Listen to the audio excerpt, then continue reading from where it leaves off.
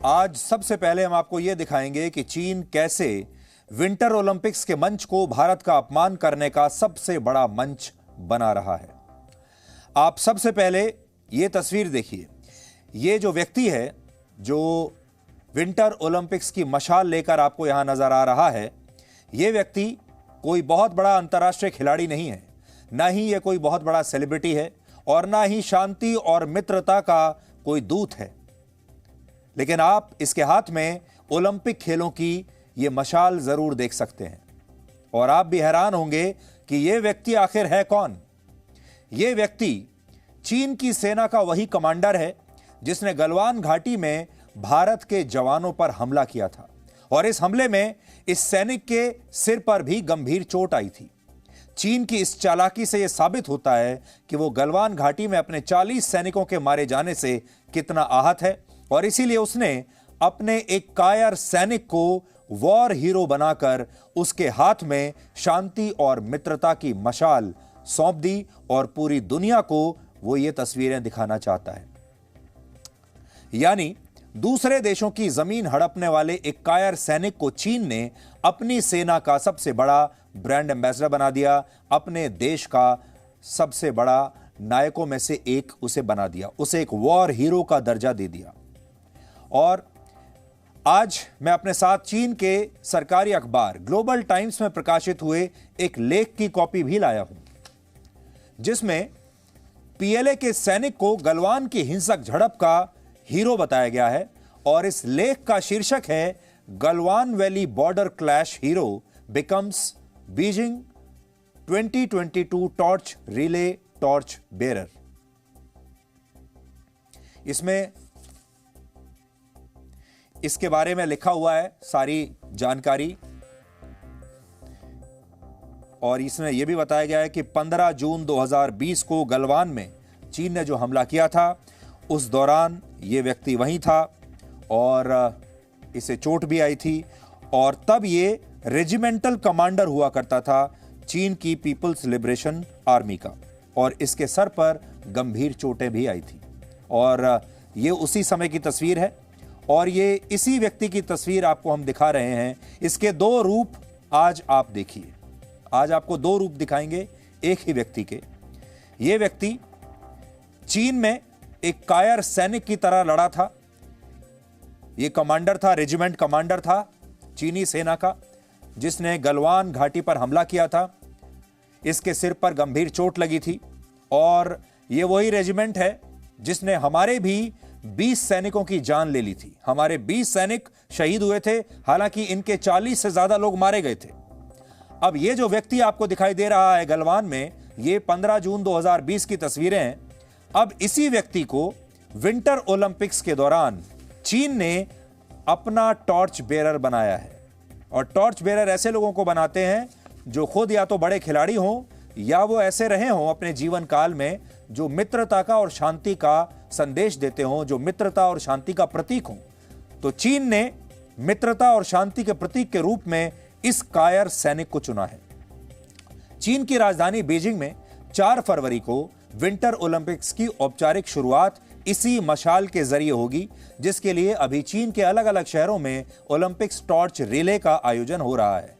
यानी ओलंपिक खेलों के लिए जलाई गई यह मशाल अलग अलग शहरों में ले जाई जा रही है और जब यह 4 फरवरी को बीजिंग पहुंचेगी तभी विंटर ओलंपिक्स खेलों की शुरुआत होगी, औपचारिक शुरुआत होगी। चीन चाहता तो वो इस मशाल को किसी और को भी सौंप सकता था, किसी और को भी टॉर्च बेरर बना सकता था। ज्यादातर देशों में या तो ऐसे खिलाड़ियों को टॉर्च बेरर बनाया जाता है जिन्होंने ओलंपिक खेलों में अपने देश के लिए एक से ज्यादा मेडल जीते होते हैं, या ऐसे लोगों को मशाल सौंपी जाती है जो बहुत लोकप्रिय होते हैं, जिन्होंने अपने जीवन में शांति का प्रचार किया होता है, मित्रता के वो ब्रांड एम्बेसडर्स होते हैं। लेकिन इस दौरान यह भी ध्यान रखा जाता है कि वो व्यक्ति इन खेलों की गरिमा को बनाकर रखे, इन्हें गिराए नहीं। लेकिन चीन ने इन खेलों को भारत के खिलाफ ही एक मंच बनाने का फैसला किया है और यह उसी का नतीजा है जो इस समय आप अपनी स्क्रीन पर देख रहे हैं। ये जो व्यक्ति है सैनिक जिसे आप देख रहे हैं, इसका नाम है क्यू फेबाओ। क्यूई फेबाओ इसका नाम है और क्यूई फेबाओ चीन की पीपल्स लिबरेशन आर्मी में रेजिमेंट कमांडर था और लद्दाख के गलवान घाटी में 15 जून 2020 को जो हिंसक झड़प हुई थी उसमें यही रेजिमेंट कमांडर शामिल था। इस हिंसक झड़प में चीन के सैनिकों ने भारतीय जवानों पर धोखे से पत्थर, कंटीली तार वाले डंडे और कील वाली रॉड से हमला किया था। यह हमला धोखे से किया गया था।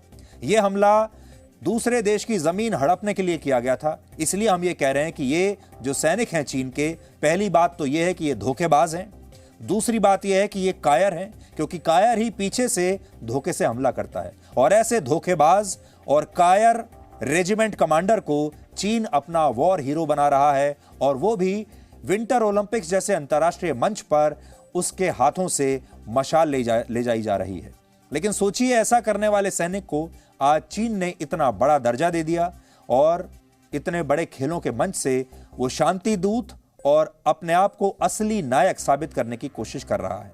और इंटरनेशनल ओलंपिक कमेटी ये सब कुछ चुपचाप होते हुए देख रही है। इसलिए हम आज उसकी भी आलोचना करना चाहते हैं। वर्ष 1936 के बर्लिन ओलंपिक्स में पहली बार इस मशाल को जलाया गया था और इसका मकसद था दुनिया में खेलों के जरिए शांति और मित्रता का संदेश देना। लेकिन चीन ने इस पूरी व्यवस्था का मजाक बनाकर रख दिया है। ओलंपिक्स टॉर्च रिले प्राचीन ग्रीस की प्रथाओं से प्रेरित है, जिसमें आग को ईश्वर का दर्जा दिया गया है। और वर्ष 1896 में इन खेलों की शुरुआत प्राचीन ग्रीस यानी यूनान के एथेंस में ओलंपिया पर्वत पर हुई थी। और इसीलिए हर साल समर और विंटर ओलंपिक्स से पहले इस मशाल को एथेंस के इसी ओलंपिया पर्वत पर जलाया जाता है। ये तो परंपरा की बात है, लेकिन चीन ऐसी परंपराओं को अब धराशायी कर रहा है, उनका दुरुपयोग कर रहा है। अभी चीन में जो मशाल जल रही है वो पिछले साल 18 अक्टूबर को ग्रीस में जलाई गई थी, लेकिन चीन ने इस मशाल को भी भारत के खिलाफ राजनीति की मशाल बना दिया, जो अब एक बड़ा सवाल बन गई है। आज दुनिया को यह सोचना है कि जो चीन 15 देशों की जमीन हड़पना चाहता है, जो अपनी खतरनाक विस्तारवादी नीति के तहत दूसरे देशों की जमीन पर कब्जा कर रहा है, जो कायरता से पीछे से छिपकर वार करता है, वो दुनिया के सबसे बड़े खेलों की मशाल का टॉर्च बेरर कैसे हो सकता है। और ऐसा पहली बार नहीं है जब चीन ने अपने सैनिक को भारत के खिलाफ एक टूल के रूप में इस्तेमाल किया हो। इससे पहले फरवरी 2021 में उसने पहली बार यह माना था कि गलवान में उसके 4 सैनिक मारे गए थे। सोचिए, मरे तो थे 40 से ज्यादा, लेकिन पहली बार चीन ने यह माना कि उसके 4 सैनिक मरे हैं। और तब इन सैनिकों को पीएलए ने मरणोपरांत वीरता पुरस्कार से सम्मानित किया था।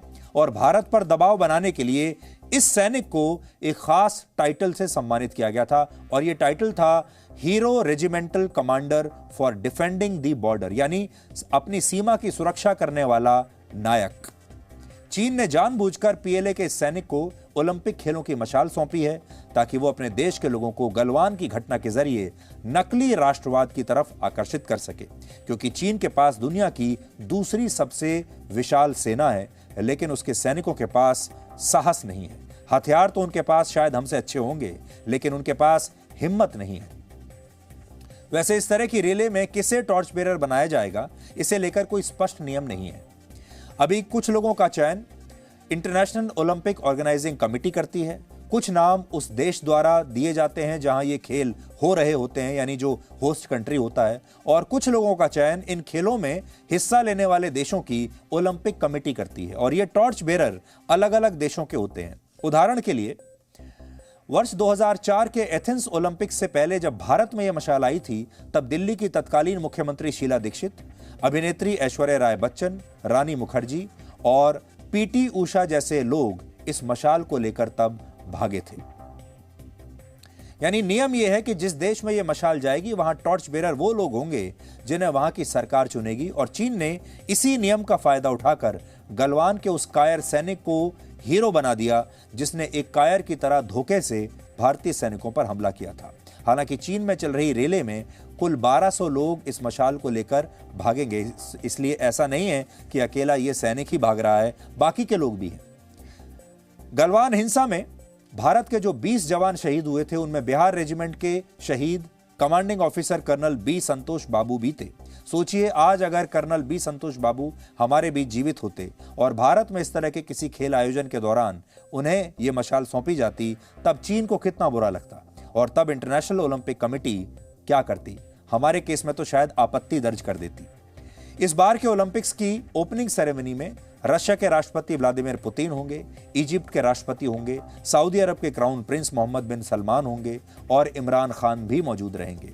इसलिए यहां यह भी सवाल है कि चीन इस मंच पर गलवान की घटना को याद करके क्या साबित करना चाहता है। और दूसरा बड़ा पॉइंट यह है कि अगर चीन इतने बड़े मंच पर गलवान की घटना को ऐसी जगह दे रहा है तो उससे यह भी पता चलता है कि वो गलवान को कितना गंभीरता से लेता है और गलवान का दर्द उसे कितना अंदर तक परेशान कर रहा है। चीन की इस हरकत के बाद एक बड़ा सवाल यह है कि क्या अब भारत को इन खेलों का पूरी तरह बहिष्कार कर देना चाहिए। भारत को क्या करना चाहिए?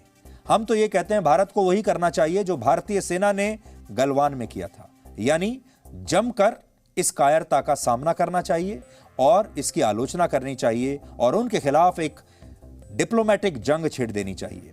भारत को डिप्लोमेटिक लेवल पर, अंतर्राष्ट्रीय स्तर पर इसकी आलोचना करनी चाहिए, इस मुद्दे को उठाना चाहिए। और दूसरी बात यह है कि भारत को इन खेलों में शामिल नहीं होना चाहिए, इसका बहिष्कार कर देना चाहिए। भारत की तरफ से विंटर ओलंपिक्स में वैसे तो केवल एक ही खिलाड़ी को भेजा गया है और उस खिलाड़ी का नाम है आरिफ खान। 31 साल के आरिफ खान कश्मीर के गुलमर्ग में रहते हैं और वो स्कीइंग में भारत का नेतृत्व करेंगे। और हमें पता चला है कि वो इस समय बीजिंग पहुंच चुके हैं और इन खेलों में अभी तक की जानकारी यह है कि वो हिस्सा लेंगे। लेकिन सोचिए, क्या भारत को ऐसे किसी भी मंच पर होना चाहिए जहां गलवान में शहीद हुए हमारे देश के सैनिकों का इस तरह अपमान किया जा रहा हो। इसलिए हम ये कहेंगे कि भारत को अपने इस खिलाड़ी को वापस बुला लेना चाहिए और विंटर ओलंपिक्स में शामिल नहीं होना चाहिए। यह विडंबना है कि जो चीन पश्चिमी देशों पर इन खेलों का राजनयिक बहिष्कार करने के लिए उन पर राजनीति करने का आरोप लगा रहा है, वही चीन गलवान में घायल हुए अपने सैनिकों को ओलंपिक खेलों की मशाल सौंपकर भारत के खिलाफ ही यह प्रोपेगेंडा चला रहा है। और बात सिर्फ चीन की नहीं है, अमेरिका, ब्रिटेन, ऑस्ट्रेलिया और यूरोप के कई देशों ने मानव अधिकारों के मुद्दे पर चीन का विरोध करते हुए इस बार के विंटर ओलंपिक्स का डिप्लोमेटिक बॉयकॉट किया है। लेकिन हमें लगता है कि यह बहिष्कार किसी मजाक से कम नहीं है, क्योंकि ये सभी देश चीन का विरोध भी कर रहे हैं, बहिष्कार भी कर रहे हैं और इन्होंने अपने खिलाड़ियों को भी इन खेलों में हिस्सा लेने के लिए भेज दिया है। एक अजीब सा विरोधाभास यह भी है कि यही देश अब इस बात को लेकर चिंता में है कि कहीं चीन में उनके खिलाड़ियों की जासूसी ना हो जाए और उनकी सुरक्षा को कोई खतरा ना पहुंचे। यानी अपने खिलाड़ी भी वहां भेज रहे हैं और उन्हें यह भी कह रहे हैं कि तुम्हारी जासूसी हो सकती है। अमेरिका की लॉ एनफोर्समेंट एजेंसी FBI ने एक चेतावनी जारी की है। इसमें उसने अमेरिका के खिलाड़ियों से कहा है कि वो अपने निजी मोबाइल फोन और अपने लैपटॉप्स का चीन में इस्तेमाल ना करें, क्योंकि इससे उनकी सारी जानकारियां लीक हो सकती हैं, उनका मोबाइल फोन, लैपटॉप सब कुछ हैक हो सकता है। इन खिलाड़ियों को बर्नर फोन इस्तेमाल करने की सलाह दी गई है। बर्नर फोन एक सस्ता प्रीपेड फोन होता है और इसे इस्तेमाल करने के बाद में नष्ट कर दिया जाता है या फिर इसे फेंक दिया जाता है। तो FBI ने अपने खिलाड़ियों को कहा है कि वो बर्नर फोन का इस्तेमाल करें। The FBI urges all athletes to keep their personal cell phones at home and use a temporary phone while at the games. The National Olympic Committees in some Western countries are also advising their athletes to leave personal devices at home and use temporary phones due to cyber security concerns at the games. सोचिए, FBI जैसी जो संस्था है वो ये कह रही है कि साइबर अटैक हो सकता है खिलाड़ियों पर, इसलिए वो जो अपने निजी पर्सनल मोबाइल फोन है उन्हें घर पर ही छोड़कर जाएं, लेकर ही ना जाएं। कनाडा, स्वीडन और स्विट्जरलैंड जैसे देशों ने भी अपने खिलाड़ियों को इसी तरह की चेतावनी दी है। सोचिए, जब इतने सारे देशों को चीन पर भरोसा नहीं है तो वो इन खेलों में हिस्सा ले क्यों रहे हैं?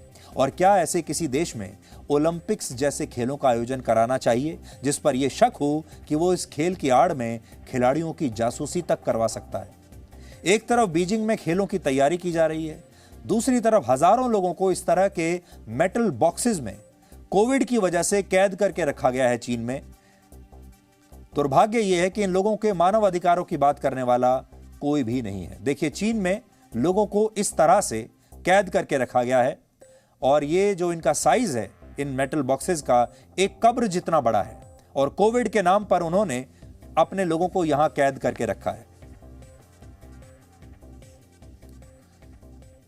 इससे इंटरनेशनल ओलंपिक कमेटी के दोहरे मापदंडों के बारे में भी पता चलता है, जो मानव अधिकारों के मुद्दे पर अफ्रीकी देशों को तो उपदेश देता है, लेकिन अफगानिस्तान और चीन में लाखों लोगों पर हो रहे अत्याचार पर चुप रहता है। और इस समय चीन के शिनजियांग प्रांत में भी 10 लाख से ज्यादा उइगर मुसलमानों को डिटेंशन सेंटर्स में रखा गया है।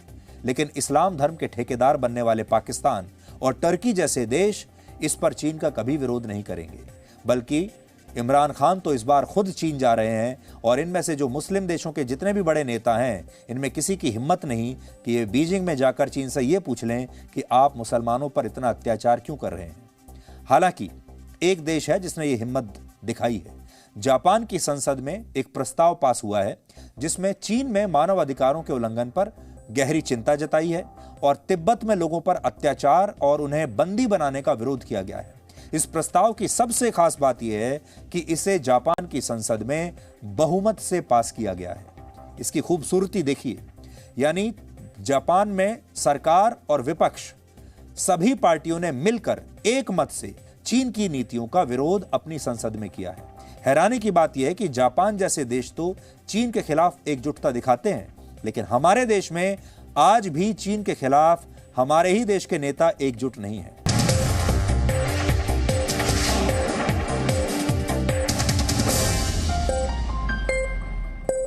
Presenting B News app, available on Google Play and App Store. Download it now.